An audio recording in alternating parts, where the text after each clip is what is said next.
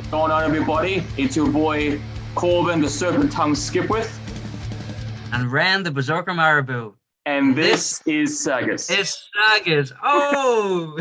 Hey, we're getting closer and closer. Oh, how you been? Stuff. Well, bro, what's the story with you? Yeah, not much. Just finished work, and well, not really. I finished work a few hours ago, but here we are. You're waiting on me. Yeah, I'm waiting for this lazy shite to hurry and get on the podcast. But yeah, how about you? How have you been? Yeah, good man. Good, busy out, working hard, but enjoying this album all week. So I was. Nice. Do you want to tell the good people what we've been listening to? I shall. So this week we are listening to the 2009 release by drone metal band Sunn, or commonly texted Sunn O, and then a bunch of whatever that symbol is, like half circle. But Sunn, and the album's called Monoliths And Dimensions. So I want to hear. So first of all, how experienced are you with drone metal? Not so much. I mean, as a genre, not so much. As a sound, yes. I've messed around myself, and when I'm playing guitar myself, droning parts and stuff is it's quite common. Using feedback and all that kind of stuff. But it's funny because I listened to this and I thought of this more as intro metal is what it should be called instead of drone metal, because it just sounds like big long intros as pieces of music, which I thought was really interesting. But no, I'm not overly familiar, bro. You want to fill everybody in on the drone metal? Yeah, so drone metal is a very interesting subgenre that I got into, I would say 5 years ago now. And for those who aren't familiar, drone metal, it has its varieties, and I think this album is more of the metal variety than the drone variety. But drone metal essentially is, like, as the name suggests, very droney, very monotonous, kind of slow progressing music with a drone aesthetic to it. So, for example, a good example would be the band Tavern. He's a solo artist, and he does drone metal, and he has a lot of sounds what sound like dentist drills, like alien sounds. Like, he has all this stuff, and to the common ear, it can sound a bit, I guess, for someone who's not familiar, it'll sound very, maybe boring or very hard to listen to because it's just a lot of drone sounds. So, it really depends on which artist you choose, but yeah, for the most part, imagine a lot of different droning, monotonous sounds with slow build-up. Yeah, I mean, it does. It has all that dark ambient, doom metal inspired elements, or avant-garde kind of stylistically, where they're just pioneering and trying something new. They would be like the forerunners of the genre, right? These boys. Well, there is a band called Earth from 1993. They released the album called Earth 2 in 1993, and people say that's the pioneering album of drone metal. But besides that, these guys are definitely taking drone metal by storm. And as I said earlier, these guys are showing the more metal side, the more dark, ambient, kind of more focused on guitars and instruments rather than drone sound. So really, they're really just loosely drone metal compared to other people. But still, they are technically still classified as drone. Yeah, cool. I mean, like, the guys Stephen O'Malley and Greg Anderson would be the two main boys. They've come from all different sort of genres. They play in a lot of other bands, and they would be more guitar orientated musicians themselves. So I find it really interesting that they've developed this sort of sound. It's so I look at it as a deep listening type album, or I haven't listened to the other albums. I heard a little bit of life metal or love metal. I'm going back a couple of episodes ago. Life metal, yeah. Life metal, yeah. I know we're deviating from the album we're chatting about here, but there's a track on Life Metal, as soon as we're talking about it, called Between Slipknot's Breaths. And that straight away, I was like, oh wow, because like Slipknot is Odin's eight-legged horse, and that's that lovely Norse mythology element for me. So after this discussion, I'm going to be listening to that album as well. But yeah, so for me, I just think they've done a fantastic job on this album, and like I say, it's like deep listening. For me, deep listening would be very meditative, and I actually, funny enough, sat down yesterday and listened to the very last track, Alice, and just sat there because I like to meditate, and I tried to sit down and see if it would work for me, and it was great. as unusual as it was very different type of meditation, and it was class. So I highly recommend meditating to drone metal. Yeah. Now look, so I think obviously this album, unlike most, will be pretty easy to go track by track because there's only 4. But so I want to start obviously at the start with Aftergaffer or Agatha. The intro track, 17 minutes long and 34 seconds. What I love about that song, right? And this is no secret, I absolutely adore when a band or an artist, when a band utilizes patience in the virtual patience, and you can hear it. They're not rushing, they're not trying to get somewhere fast. They just want to do what they do and do it well. And 17 minutes, so you got that intro, the prominent guitar, like you got that prominent bass or whatever it is, guitar in the song. And then what I love about it is as soon as the vocals start kicking in, which is about, I think, 5 minutes in, maybe 6 minutes, when the vocals start kicking in, you can hear the song, at least to a trained ear, you can hear it slowly transforming into a more almost ASMR experience, because you start getting like what it's like a river, and then like what sounds like a stable in the winter. All these sounds are creeping in, and it's like, and it's almost, and then it almost sounds like to me that the walls are closing in closer and closer to the singer, and then like all that's left at the end of the song is like his voice and some ASMR like river or something. And it's like I'm fascinated how he did that. Did he actually go outside and record with nature? Did he what did he do with it? Like, to me, I love everything about that track, from its slow progression to the start of the vocal point to the progression towards the ASMR sound. To me, that track is just the perfect intro track for such a Goliath of an album. Yeah, well, I mean, this is the first track of theirs that I've ever heard. So it was the first one that I dissected as well. It has that lovely talking voice, and I do like how it kind of ends with just that. And yeah, you can hear that the vocals are not an overproduced. You can kind of hear the pure rawness when it's just a vocal at the end, which I thought was brilliant. They're synonymous for being the masters of feedback and their resonant feedback from their drop A guitar. So it's tuned way down and it's real slow. Like, they're almost not even playing it. They're almost sliding into the notes just with the left hand, like a one-handed guitar player sort of thing. But the thing that stood out for me for that as my first song was the lack of rhythm, and I'm a huge, every episode so far I've spoke about the rhythm section, the drummers, the bass players. I love them because, essentially as a guitar player myself, the rhythm section is the thing that I love locking in with, and I get really excited about rhythm section.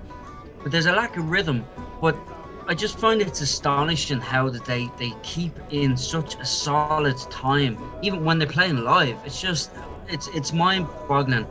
But for me as well, it straight away was just this monolithic soundscape of an eerie atmosphere. It was just this is crazy, man. And it reminded me of something I studied in school. Actually, it was in early school.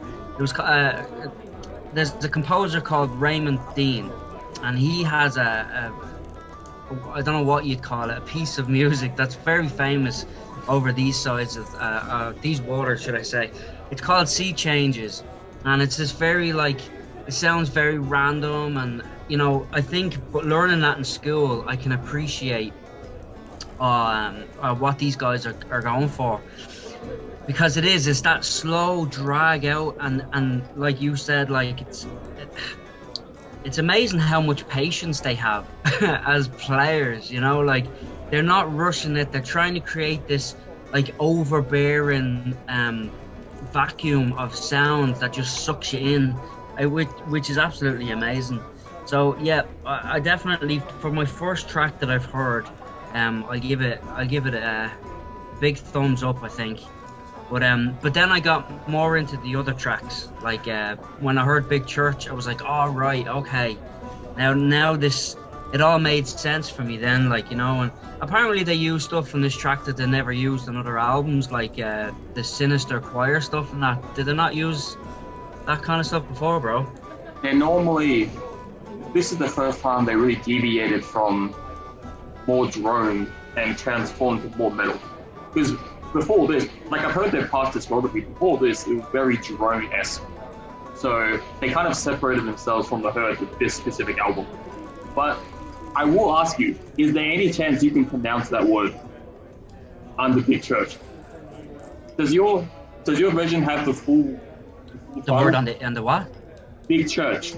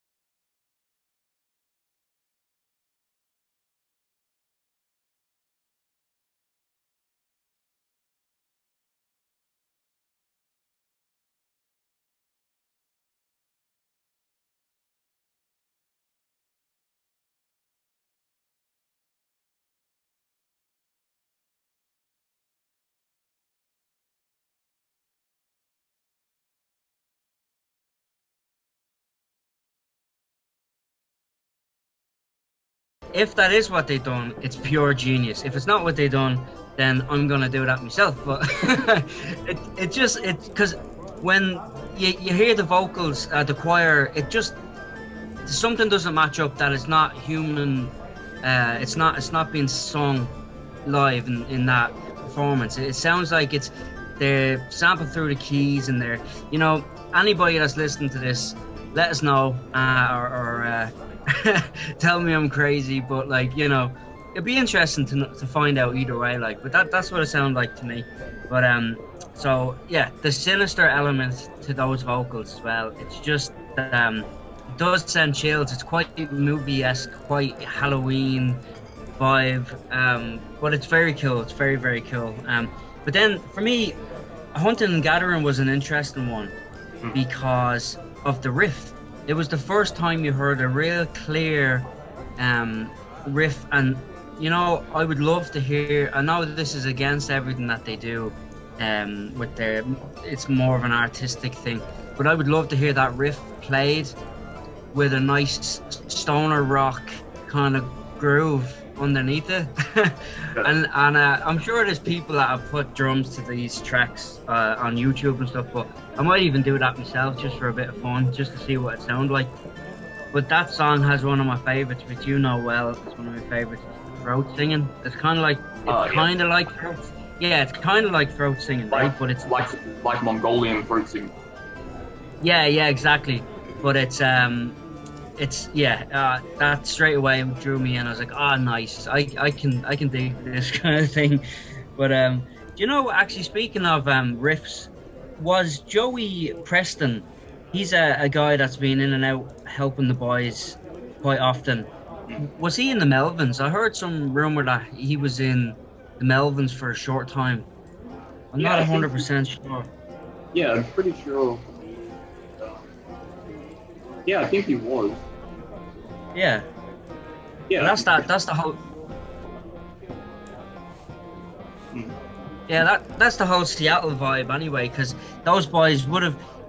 I think they were a little young. I think Stephen O'Malley was saying he's a little young to have been around the Seattle scene during the grunge explosion, but he was only like 5 years younger, so he got to see them in concert and stuff, and he grew up in the same environment, and funny enough, Stephen O'Malley, when he's chatting, he seems like such a cool, grounded, articulate, just really intelligent, cool dude, and he's so softly spoken that he actually reminds me of Kurt. Obviously the accent would be close proximity where he grew up and that, but yeah, it's really nice to see, with this larger than life kind of characteristics they go for with their music, and then to hear him talk, and he's just such a mellow, cool dude. It's really nice. But what do you think of the robes and stuff, bro? I thought it was amazing. It's such an unreal experience. Yeah. That's really insane. Yeah, when you see them live and they have their robes on and the smoke machine, I'd say they spend half their budget on smoke machines. Yeah. It's just a sight. I saw one video of them playing in a church in I think it was Belgium. It was a church in Belgium, and it was this. This video was really well made. It was like a chap walking from the back of the church right up to the stage, and you can see and feel the atmosphere of the whole concert. There was smoke billowing all the way to the back of the room. The whole place was just submerged. It wasn't just you were watching this creation on stage, you were part of it. It was a very artistic approach, but they had their amps, anybody that knows, a 4x12 amp is basically 4 speakers, 2 on top of each other. But they had their amps 1 by 1 by 1 by 1 up on top of each other like a pillar, and they had them all, because they've no drummer, they fill up that space behind them with amps as well. So the whole stage is just pillar of these big massive amps, and it just looks like a scene from Stonehenge or something. It's unreal, with the smoke machines and the costumes. They have a costume designer, the same woman that makes all their costumes. She's apparently, I forget her name, but she's like the master of hoods. So she makes amazing hoods. But yeah, when I saw that, I was like, I need to see these boys playing live in the flesh. It just looks incredible, right? Yeah, that is one of my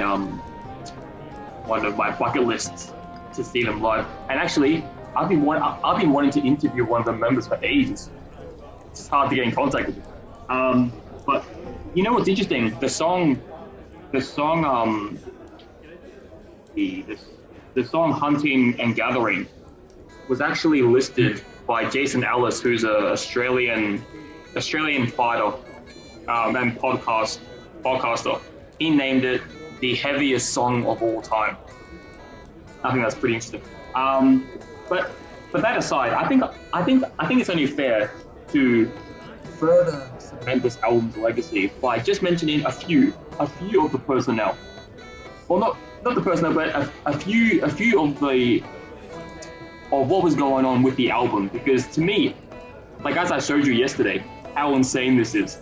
So on this album, they had electric guitars, bass guitar, voices obviously, electric guitars, viola, wire arrangements, brass arrangements, a conch shell, trombone, a hydrophone, tubular bells, violin, lead alto vocals, double bass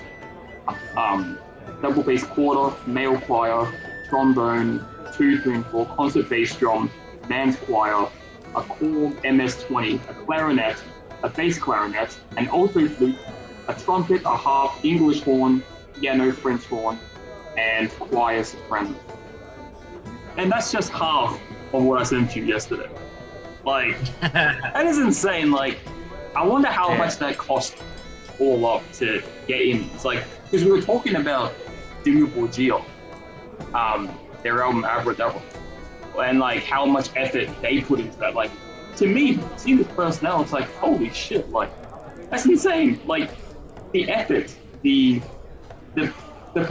perfectionism attitude that these guys must have to just bring all this content. It's like, all right, we're gonna utilize a whole army of musicians and just make this album. It's insane. It's unreal. Like, they had Attila was working on this album with them as well, and obviously we were talking about Preston from Joe Preston from the Melvins, and Daniel O'Sullivan, and who was the composer? I forget his name off the top of my head, but he's some incredible composer anyway that they work with on this. It just goes to show, like, you know, it's 4 songs, and when you sent it to me first as your album of the week, I was like, wow, 4 songs. You know, before looking at anything into it, I was like, geez, that's like a demo, or you know. And then I realized how long the songs were, and I was like, okay, there must be something special here. And then when I really looked into it, it was just mind blowing. Like, it was produced by Mel Deathmere and Randall Dunn, and basically Mel produced it, engineered it, mastered it too, and she's pretty cool. Like, I'm Facebook friends with her. She's someone I've been following for quite a while. Very talented woman. But yeah, so it's just a phenomenal team that they had behind it, you know. But it was their 6th studio album. Am I right? Yeah. Yeah. So I have so much to listen to that I'm really looking forward to diving into these boys a lot more. But this album got a serious reception from all the kind of mainstream reviewers and stuff. Like, Rock Sound gave them 9 out of 10. Which I don't know if you have Rock Sound over there, bro, but that's a pretty big one over here. Mojo gave them 4 out of 5. You know, the list goes on and on and on. But you know, the interesting thing that I've discovered was that the 2 boys, Greg and Stephen, they are the co-owners of Southern Lord Records, and that's what this album is released on. But then I remember hearing that name because it was the one Probot. Remember Probot? Dave Grohl released a kind of a metal album, and he had loads of guests.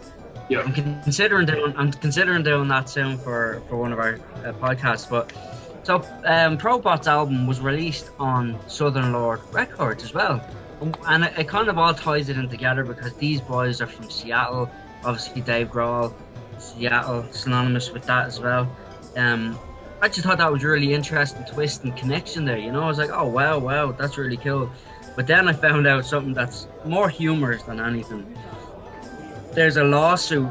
The Seattle American Civil Liberties Union filed a lawsuit against the boys in the King County District Court, demanding that the experimental metal band ends their drone program. Yeah. I don't know. People are nuts, man. But like, they're saying that they're destroying metal or something, and that it's not right. It's just not right. Get them out of here. But yeah, I just thought that was an interesting segue. Like, you get sued for all kinds. We've chatted about other bands being sued for different things, but that one takes the biscuit for me, I think. Well, we definitely know what it's about. We can't pronounce their name. Well, how do you pronounce their name? This is bullshit. Yeah, actually, that's what I found out as well that the name comes from a guitar amp company. They must have been using them or something. The boys were like, oh, that'll be a good name. And it's exactly the same, bro. It's like Sunn with the two N's and the O with the smiley face, the brackets. But apparently the company had that same logo, and I don't know whether they must have discussed with them could they use it or whatever. But the company has the O with the exclamation, or what would you call it, brackets, as like a speaker with sound coming out, which totally makes sense when you look at it. But the boys were thinking of it more like the planet, like Earth and stuff. And because there's guys, funny you mentioned Earth, somebody from Earth was working on this album as well, as far as I know. But yeah, so that's what they like to think of as, like, you know, it's sun and the Earth, or it could be the sun radiating heat. That's what I thought. But sure, I won't disagree with the man who came up with it, like. But yeah, no, I just thought it was really cool, and I love the fact that the name is Sunn, and everybody, like, I you know, when you showed it to me first, I thought, oh, Sunn O, okay. But I just think yeah, I was saying about the meditative kind of elements to it. It's that drone where you kind of get sucked in. It's so ceremonial for me, and that's what I love about it. I love that. Absolutely love the ceremonial aspect, because the cool thing about these guys is they're not writing to be in a specific genre. They write to not fit in, which is really awesome. And they love that everybody has their own interpretation of it. You know, like you'd have yours, and I'm taking the Norse thing. It kind of, it's whatever goes on in your mind. When you listen to these boys, it'll mirror what's going on inside you. It's pretty special, like. So I highly recommend it, but I also highly recommend sitting back, doing nothing, and listening to these boys. You know, I don't think you get the most out of these boys by doing the housework or driving a car and that kind of stuff. But dude, they use so much equipment, it's outrageous. You know, per individual. I mean, you know, say for instance, Stephen O'Malley has he's famous for his Les Paul Deluxe Gold Top, you know, with these DiMaggio super distortion, super high wound P90s, you know, the soap bar pickups, and that's one of the most beautiful guitars that there is, right? I love it. But and the fact that he's playing that in that full robe with the smoke machines, with his Stonehenge amps behind him, it's just an amazing look. But then in those stacks of amps, he's got Ampeg, Fender, Hiwatt, Supro, Sunn amps, obviously. Like the list of pedals and effects they use is outrageous. I won't even go into that. Like, but they have everything.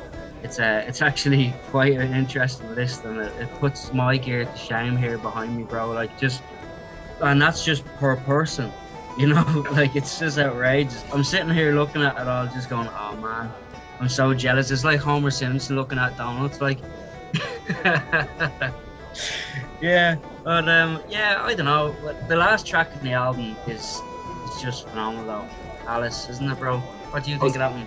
I was gonna say, I remember watching a guy talk about his experience seeing them live, and he said that obviously the smoke went everywhere, and apparently the whole room was pitch black. They turned off all the lights, and then you hear the speakers, and then they just play those. Like, first of all, that's insane. So, I just want to mention that. But yeah, the last track, the reason I like it, a few reasons. First one, and the main one, it's dedicated to the harpist Alice Coltrane, who died in 2007. So, rest in peace, Alice Coltrane. It's a cool dedication. Second of all, I like it because it's so unorthodox, even in the realm of this album. So, to me, because you have those obviously jazz influences on this last track, and it doesn't really fit in the context of the album. it's kind of going too far to the left in my opinion, but I love it because they have the balls to go, you know what, this is not a dedication to Sunn, this is a dedication to the jazz harpist, Alice Coltrane. We're going to do right by him and throw in jazz elements. Because if that song was just a random song with no significant meaning, and they threw that jazz element in there, that would be total shit. Like, why'd you do that? But because it doesn't fit, but because it's specifically for dedication to a legendary jazz harpist, they're like, you know what, we're going to end this album not only to dedicate his legacy, but to add that jazz elements. And it's such a bold move to end the album, especially when the last 3 tracks were so in the realm of what they're trying to accomplish. But then the 4th track, they're like, you know what? Let's end on a tribute. Let's add jazz. It's such a bold, like, just freight train hitting the outro, and I respect the balls that do. Yeah, it's interesting because I have a different look on that track. Obviously, because I've never listened to drone metal before. Obviously, like I said at the start of this, I'm very familiar with drone and what you can do with a guitar and different sounds, but never in like an exaggerated kind of aspect or stylistically in that sense. But I loved, yeah, I mean, I had read actually before I listened to the track that it was the jazz harpist Alice Coltrane. But then you hear the trumpets in this track, you can hear the strings. There's like more, like I'll probably chat about this later, giving something away here. But I absolutely love dissonant notes in guitar playing, especially something that's just like it starts off with a couple of nice plucks, and then all of a sudden there's like a note thrown in there, and it's just like, oh. Something like the frequencies just hit you just a little wrong, but it's so good at the same time, you know. It's so, for me, that song, having that for me was just like nice. And like I say, I'm new to this genre, so I don't have any kind of like, oh, he's not doing it the way he should be doing it. Maybe in a while when I get more into this genre, I will, but as it stands now, I'm just like, no, I like that. It's lovely guitar, and the whole premise behind it is really nice, being a tribute, and because they've been huge, like, talk about their influences. They've had, you know, they always attest to Tony Iommi from Black Sabbath with the style, the guitar. Like, he basically created that what, you know, that heavy metal style, which turned out to be every style that we know. You know, you could say stoner rock, sludge, you know, doom, you know, everything. So, but it's really nice to hear that style, that distorted, specific type of distorted sound, that fuzz that you hear on these guys' albums, from all the way back then, still being used to this day. You know, the Melvins would have been another big influence in Brief, and obviously Coltrane and Miles Davis, would you believe? Like, you wouldn't imagine, but these boys have very eclectic music taste, and it's really cool. You know, I remember because I heard it yesterday. They have a quote saying, "Our music is not violent or a destructive thing; it's an expressive thing." And I think if you look at their music in that sense, more like it's an expression of sonic sounds, you know, it's and just absorb it rather than, you know, I think when you listen to a band like this, you need to be really open-minded and just let it in, clear your mind, let it in, and don't try and fight it and try and, you know, pick parts and say, oh, it needs this, it needs that. Just sit back and let that sonicescape, you know, immerse into your energy. And because it's all about frequencies, music, and this is a prime example of frequencies that this band are trying to just push out, this energy, this frequency, this sound, this whole scape, and like they try to drown you in sound, which is amazing. But yeah, I mean, that song, you know, I'll probably get, like I said, giving it away, but it does have a lot of things in it that I love. So props to Alice anyway. Nice. All right, now we're gonna play Devil's Advocate.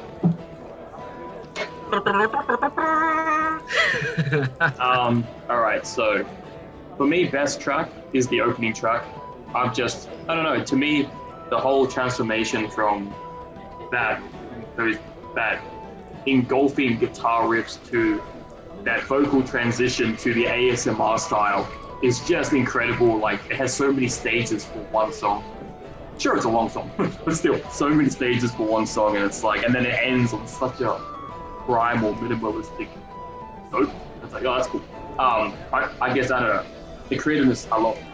Now, here's where I'm going to get whoever listens to this is probably going to give me bullshit for it, but because when we play Devil's Advocate, or at least when I play it, when we talk about it, I'm talking from an overall, just the album.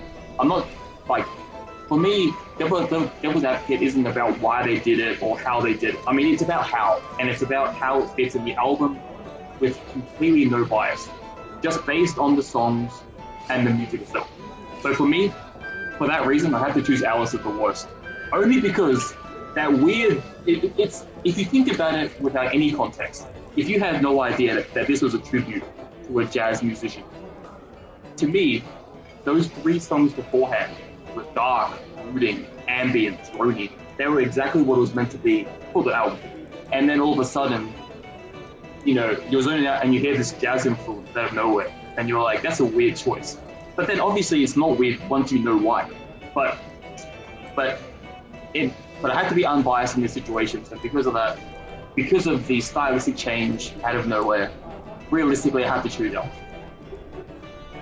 That's really interesting, bro, because I am the polar opposite on this one with you. Like, quite literally, my favorite track on the album, like I said though, because I'm listening to it from a different perspective, is Alice. For me, would be my favorite, because like I said, I love that dissonant notes. Like, you know, they obviously, most of their chord progressions, it's based around that minor key, the distorted A, you know, deep down, dark, murky stuff. But this was more of an overdriven, you know, chord plucking kind of thing, and it kind of jumped out to me, you know, and in more of a musical sense rather than an overall kind of sound. But yeah, for me, I got excited when I heard that song, and like I said, I chilled out and meditated to that one, so I bonded with that song a little bit. But that's cool. I mean, it's really interesting that but then again, like we always say, there is not a bad song on this album. Like, they're all amazing, and Devil's Advocate forces us to make this terrible decision. But yeah, Alice was definitely my favorite anyway, for all the reasons I spoke about. But yes, and also polar opposite to you, my least favorite song was Agatha. So it's only because it was the first track I ever heard of theirs, and usually when you hear the first song of a band, and you know, if you're going to be talking about them again, it's because that song resonates with you and you remember that song and you hold it like an affinity for that song. It's like, oh, that's the first song I ever heard of theirs, and now I'm a fan, you know. But for me, I was listening to them more in a critic type way, so it wasn't that I discovered it and was like, oh, these are awesome. So I sat down and I for the first, I know, half of the track, I didn't necessarily get it, you know. It was only when because like I said at the start, I was moseying around, I was doing a few bits. I think I was fixing up some cabinets here and stuff for recording, and I wasn't actually giving the song the attention it deserved. So I was listening to it in the wrong way, let's say. So when I went back a couple of other times, I chilled out, I just sat there, I gave the track its time, and I really enjoyed it. I think it's a good song, but it just felt to me like there was just a little bit less appealing elements to it than the other 3 tracks. That's all. It was really nice. I loved the spoken word voice, and it did. It made me feel a bit kind of like it was like a ritual type thing, and I really like that as well. Like, but you know, it's just when I have to compare.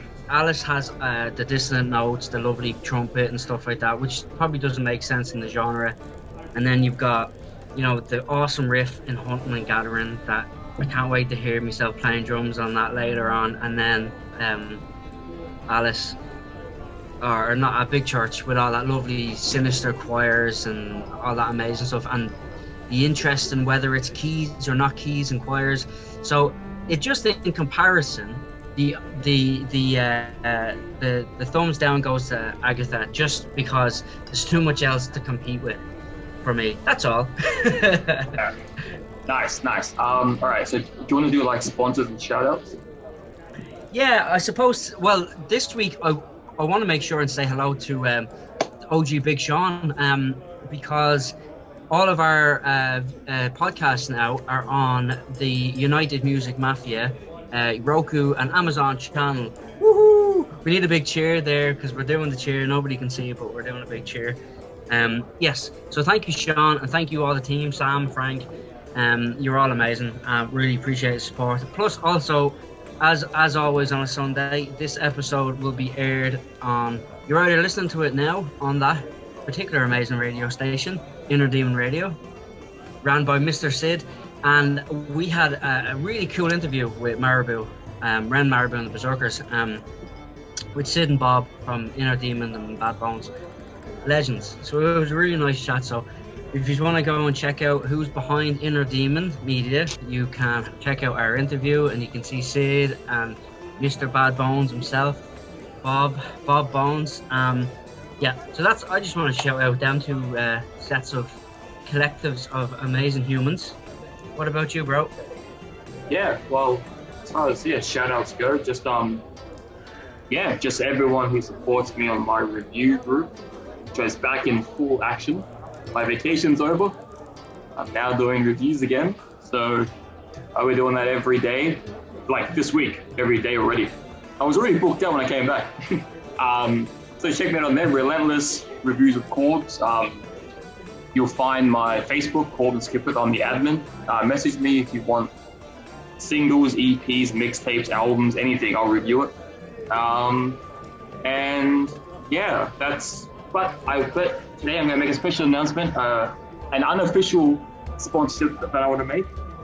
So they haven't actually sponsored me or sponsored this podcast, but I want to shout out to them because they're amazing. So I call myself the Serpent Tongue, everyone, because to me, freedom of speech is important. On this podcast, anywhere in life, I like